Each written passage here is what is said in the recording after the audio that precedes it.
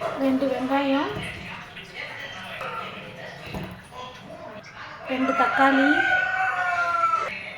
2 பச்சை மிளகாய், 1 ஸ்பூன் ஜீரகம்,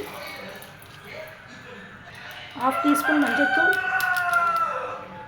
1/2 டீஸ்பூன் மிளகாய்த்தூள், 1 டீஸ்பூன் கொத்தமல்லி தூள், தேவையான அளவு உப்பு, கொஞ்சமாக கொத்தமல்லி, கொஞ்சமாக கருவேப்பிலை போட்டு எல்லாத்தையும் நைஸாக அரைச்சிக்கலாம்.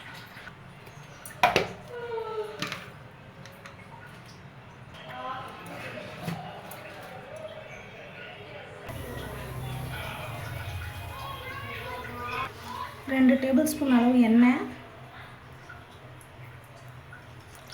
1/2 டீஸ்பூன் அளவு கடுகு,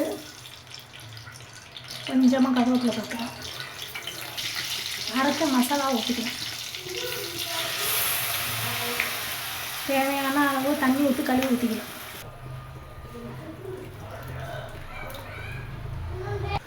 இந்த மசாலா பச்சை வாசம் போடுற அளவு கொதிக்கணும். அப்போ தான் மசாலா நல்லாயிருக்கும். நல்லா கொதிச்சிருச்சு. இப்போ மீனை போட்டுக்கணும்.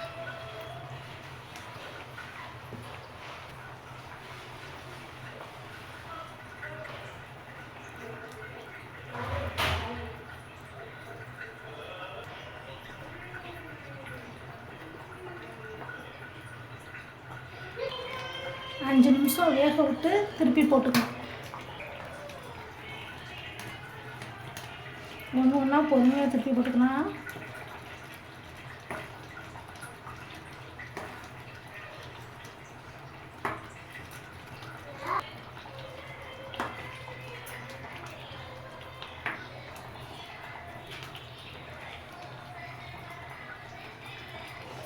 இந்த கொஞ்சம் லேட்டாச்சுனாலும் மீன் இந்த மாதிரி விண்டு போயிடும்.